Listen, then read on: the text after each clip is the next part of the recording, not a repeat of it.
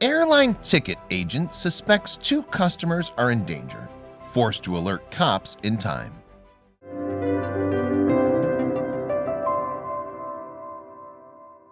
Denise takes a sip from her coffee and rubs her eyes. It was early morning and she'd just started her shift at Sacramento Airport. As she nestles into her chair, she eagerly awaits holiday get-goers to help check them into their flight. But then suddenly, two girls slowly make their way to her counter. They had hardly any luggage, and Denise noticed that one of them resembled her own granddaughter. An eerie feeling creeps up Denise's spine as she checks their ticket. She takes a deep breath. She knew she had to act fast. For American Airlines employee Denise Miracle, there's nothing more she loved than a conversation. A people's person at heart, she'd been a ticketing agent with American Airlines for nearly 3 decades. She was outgoing and confident, but she also knew exactly how to do her job. So when two young girls approached her counter in the summer of 2017, Denise immediately felt something was off. And it wasn't until Denise questioned the girls about their trip that her suspicion grew to concern. The two girls, aged 15 and 17 years old, were planning to fly from Sacramento to New York City. One of the girls seemed restless, tapping her pink polished nails onto the counter while Denise checked their passports. The other girl received a message on her phone and immediately showed it to her friend. The two girls looked at each other with a spooked-out expression on their youthful faces.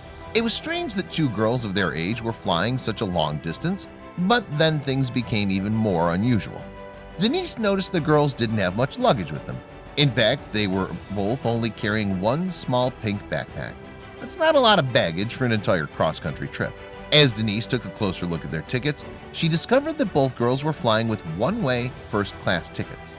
Questions began running through Denise's mind. How could these girls afford such tickets? Why didn't they have much luggage? And more importantly, where were their chaperones? The red flags started to wave, and Denise knew she had questions for the young girls. After all, she would expect the same for her own granddaughter. But as the girls struggled to string an answer together, without consulting their phones, Denise knew it was her moment to act, and she had to be fast. "There seems to be something wrong with your tickets," says Denise in a polite and friendly tone. The two girls look at each other and shrug. Denise then asks the girls to wait patiently as she looks into it further, and the girls retreat to a seating area. But there was nothing wrong with the teenagers' tickets. Denise just needed a distraction.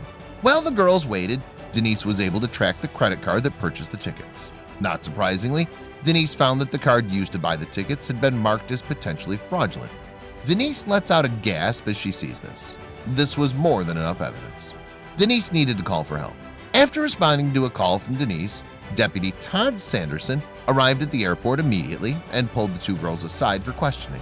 What the deputy found was that the girls had planned to fly to New York for the weekend for a modeling and music video shoot, arranged by a man they'd befriended on Instagram. Each girl was promised $2,000 for their weekend work. The only problem? Neither of the girls had any ideas their tickets were only one way. It was instantly clear that the two girls were the victims of a dangerous scam. Denise and the Sacramento Police Department speculated that the man the girls befriended on Instagram, known only as Dre, was luring them into a human trafficking plot. But as soon as the authorities attempted to contact Dre, his entire online profile and presence disappeared. It then suddenly dawned on the two girls that the whole thing might have been a trap. Both girls adamantly insisted that under no circumstances would they have done anything they didn't want to do. "We're smart," said one of the girls. But as smart as they might be, if it wasn't for Denise stopping them from getting on the flight, they likely wouldn't have had any say in the matter. And who knows what would have happened to them.